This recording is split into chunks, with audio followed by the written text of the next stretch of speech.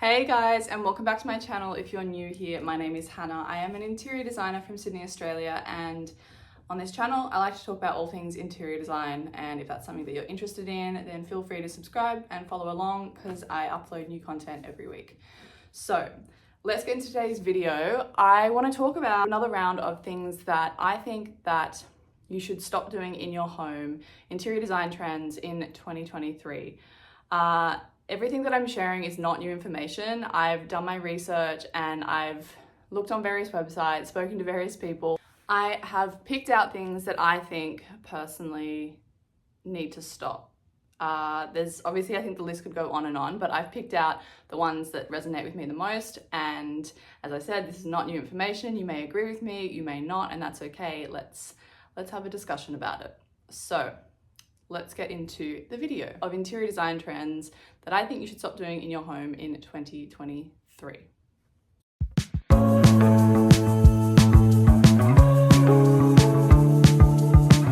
Okay, so the first interior design trend that I'm really sick of seeing, it's not even a trend, it's just like what people do these days, is the whole monochromatic neutral interior where everything is a different shade of beige or a different shade of white, a different shade of gray. Okay, I think this really needs to go because quite frankly, it's bland, it's dull, it's lifeless, and it has no character to it. I can understand that people are probably afraid of using color, and there was a time when I was really into like minimal, just all of a neutral palette, but I have come to really love color, and I think that this trend is something that is definitely on its way out, and it's time to be a little bit more experimentative. Is that even a word? It's time to experiment a little bit more with our interiors and what we can do and get a bit more creative and go beyond the white palette.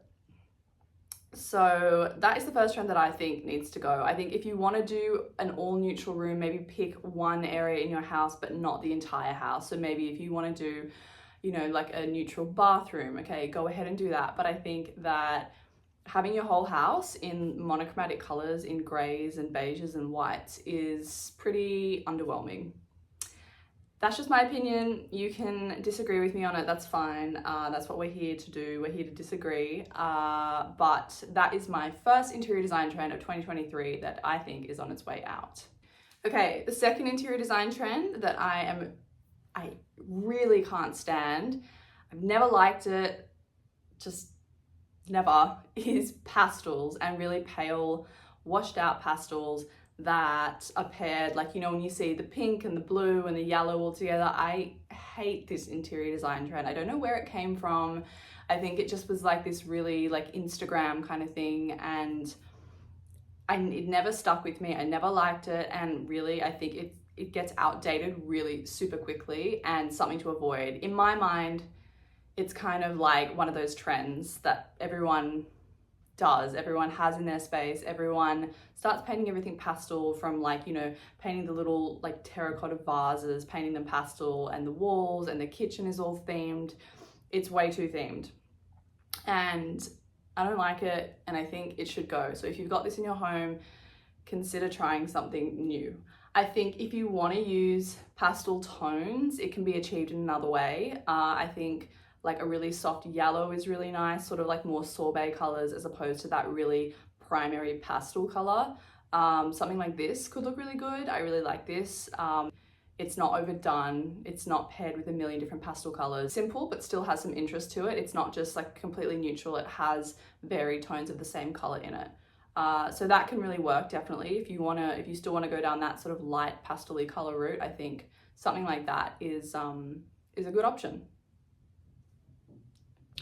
Okay, this third interior design trend, it's not really a trend, it's something that I think has been on its way out for a while. It's something that we should all be considering and taking seriously, is mass-produced furniture. I understand that a lot of us are on a budget, and it can be difficult to find pieces that are not mass-produced, especially when we're shopping at places like IKEA, West Elm, Pottery Barn, wherever. But I think the thing with mass-produced furniture is, even though it's cheaper and more affordable, I personally notice that whenever I do buy things that are mass-produced, I get rid of them pretty quickly because I don't feel like they have a lot of quality to them. I don't like that oftentimes they are a replica of someone else's design. I think it's a really big thing to consider when buying your furniture, because basically, you know, even this IKEA stool is a copy of Alvar Aalto's 60 stool that he designed in 1933. And oftentimes people will buy these things without realizing that it's actually a knockoff, and that sort of, you know, these big mass-produced stores are taking credit essentially for someone else's work. And I think it's something to think about. I think definitely when you're buying pieces, if you continue to buy mass-produced pieces, I would do your research and see, you know, if there is a story behind the piece, if it is a copy of something, because generally it's pretty easy to tell when a piece of furniture has been copied. So yeah, I think now is the time to be thinking about, I guess, slow furniture and secondhand pieces and pieces that you can invest in, and maybe even if you buy something that needs to be slightly refurbished or sort of restored in some way, that is so much better than buying everything from mass-produced furniture stores. I know that it can be easier said than done, but it's something to think about and something to maybe start implementing slowly, implementing, you know, in ways like buying something small to begin with, like even if it's a small lamp that is secondhand and maybe you want to replace the shade or something, or a little side table. I don't know, just something that will get you into the habit of not just rushing out to these stores to buy all your furniture, but to start thinking about it in a more considered and thoughtful way. Oh God, that nearly went everywhere. You know when it like spurts out of the lid and just like burns you, like just gets you in one spot, like burns your knuckle? That's what nearly just happened. Okay, so the next one maybe will cause a little bit of controversy, but I am sticking to my guns on this one because oftentimes I think about it, I'm like, is this really the best solution to our floor plans in interior design? And it is open floor plan living. I think that this trend was good when it came out. I think it was like a good substitute for maybe homes that were really like higgledy-piggledy and all the rooms were little like boxy weird, with weird boxy corridors and stuff, and open living floor plans was a thing. But the more I see it, the more I am a bit irked by it. I just think when I was growing up in our house, we had an open floor plan. We had like a kitchen, living room, dining area, all in the one space, and it was quite high ceilings. And I just remember how loud it was. Like there was so much echoing. Every time someone wanted to watch TV, it would echo throughout the whole house. It was just like this giant void of space. And in winter, when it was really cold, it was hard to heat up the space, and the same in summer, it would get really, really hot. And I just think that open floor plan living is on its way out. In Australia, particularly, it's a really big thing, like open floor plan living. Like you look in any house, any open house, any house that's for sale, and they've always got open floor plan living. And it's something that we promote because I think people love that whole idea of like, you know, you're cooking in the kitchen, you got people in the living room, you're eating while someone's cooking in the, you know, in the dining room, and it spills out onto the backyard. And in theory, it's a really nice concept, but from a functionality and a practicality standpoint, I think it doesn't really work. It's not, you can't really achieve that like cozy feeling of like when you want to be in a TV room and watching a movie and everything's sort of dark and warm and inviting. That doesn't happen in an open plan living situation. And the alternative is to have a TV in your bedroom, and like, that's foul. So that's just my view on open floor plan living. You know, we are doing less and less of that in interior design in the jobs that I'm working on. And yeah, I want to know like what you guys think. Are you into it? I think the thing is with the little individual rooms as well is it's an opportunity to be way more creative. In an open floor plan space, it's kind of like whatever finish you choose, that's the finish that's going to stand out. Whereas when you have lots of individual rooms, you can be really a lot more creative, a lot more detail oriented, because you have smaller spaces and you can kind of not theme them, but I guess layer a lot more than I guess what you could do in an open floor plan living situation. Okay, shout out to all my renters out there. This one is, you either love it or you hate it, and I'm here to say I hate it, is Faux materials, like stick-on tiles, stick-on faux marble, fake brick. God, if you guys have the fake brick, please don't tell me. I don't want to know about it, because fake brick is the worst. It's the worst. It's like what people in uni have. I really hate these fake materials. I just think, don't try and make something that it's not. When I see people who have stuck up fake bricks on their walls and tried to create like a really industrial, grungy kind of feel, I think, what the hell? Like, why are we doing this? There are other ways to make your house or your home feel like industrial or a little bit more edgy. Like, for example, a lamp. You could get a chrome sort of lamp that looks something like this. This one's from Floss, and that in itself gives a really cool industrial feel. I think the thing is with these materials is that people are trying to turn their spaces into something that they're not. My biggest piece of advice is to understand the space that you have and work with those limitations, because sticking fake bricks on your wall, it's just a no-go. It's really not. It's just, no.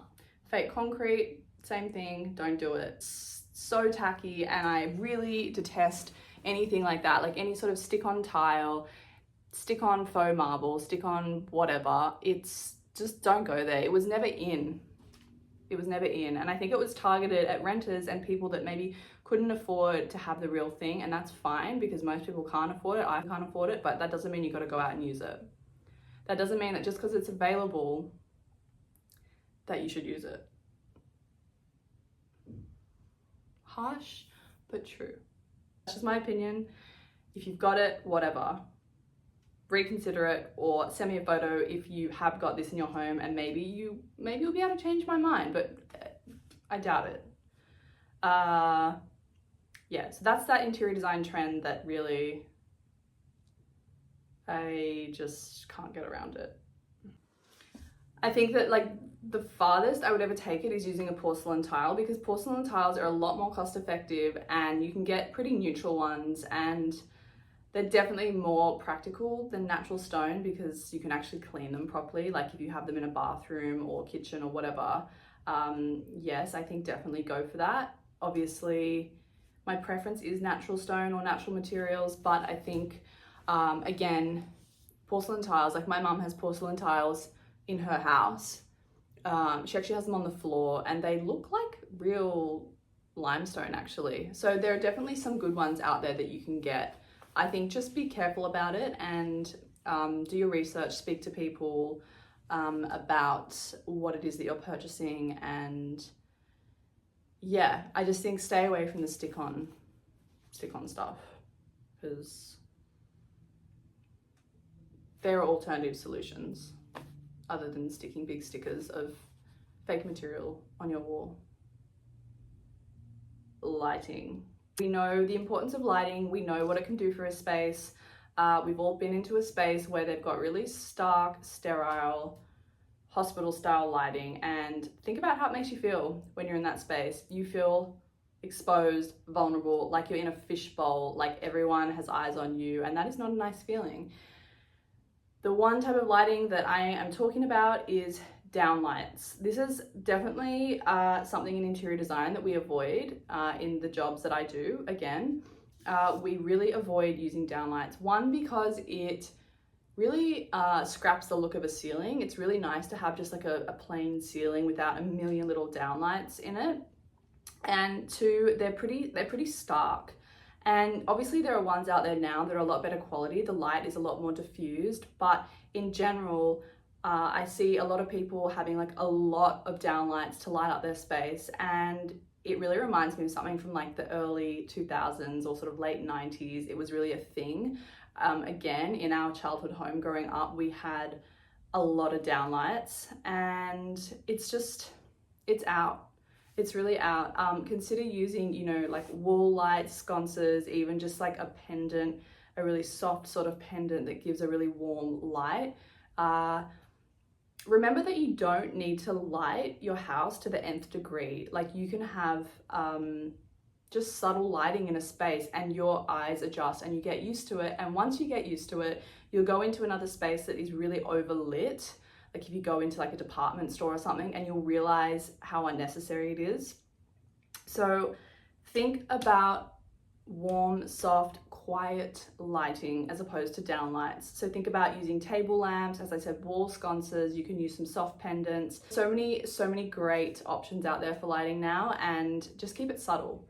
I think when it comes to ceiling lights, I'm not saying abolish all. Obviously, I think in certain areas, like in your kitchen, you need sort of task lighting over your bench. That's definitely an area that I think it's warranted. Or if you have even a couple of ceiling lights that are oriented towards artworks and things that's got a purpose, I think definitely go for it. But don't scatter the ceiling with a million downlights thinking that that's the answer, because it's really nice to be playful with light and to experiment and, you know, again, research the globes that you're using, speak to the manufacturers, speak to the people who are selling the lights and the light bulbs, and get advice, because it can create a really big difference between a house that's warm and inviting and cold and sterile, just with the temperature of globe that you're using. So that's definitely a big one, and I crap on about that a lot. And there's other channels and other people, Paige Wassel, if you're watching, which you're probably not, I 100% agree with so much of the stuff that you say,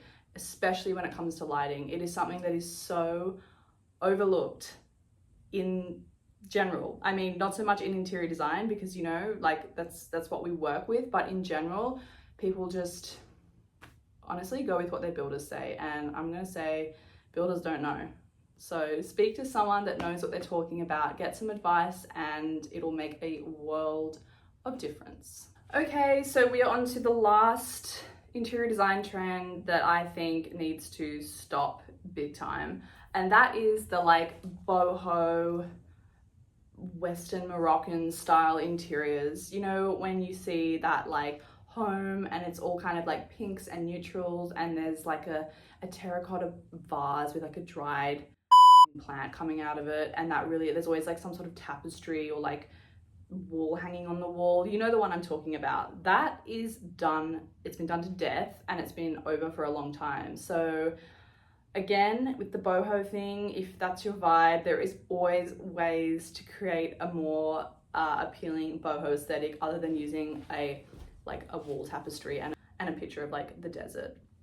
I feel like I'm being really harsh. Let me know in the comments if I'm being harsh. Yeah, I think, you know, like with the boho style, again, it's about researching, about finding inspiration and images and things that really inspire you. But consider if the things that you're putting in your home are actually just like a trend, or if it's something that you really like. Again, with the boho trend, I don't really know where that came from, if that was like an Instagram thing, or yeah, I don't know where it came from. I think one person, just like one loudmouth gal, got out there, put on a cowboy hat, and created this interior design trend. And yeah, I have never seen an image of it where I think it's been done well. And maybe I've been living under a rock. Maybe I'm wrong. Send me some photos if you think you've found some good examples of it, because I don't think that the boho style is what's really going out. I think it's people's approach to it. From the images that I've seen, images like this is the style that I'm talking about that I think needs to go. Again, I think just incorporating sort of secondhand furniture that's a bit more unique and has a bit more character, that still sort of reflects this style, is so much better than just going out and buying like a set and creating this themed boho room, boho house, desert vibe. Anyway, you guys, those are the interior design trends that I think are on their way out, or have been on their way out for a while, for 2023. Let me know what you think in the comments. I am curious to know if you agree with me. If you don't agree with me, that's cool too. That's totally your prerogative. But let's have a conversation about it. Let's have a little back and forth. That's what I'm here for, and that's what I want to do. So yeah, that's my opinion, just my thoughts. Thought I put it out there for interior design trends on their way out in 2023. If you liked this video, give it a thumbs up if you're bothered, if you remember to, and if not, I will see you in the next video. If there's anything you want me to video, if there's any topic that you want me to talk about, again, let me know in the comments, because I'm happy to oblige. Anyway, I will see you guys soon.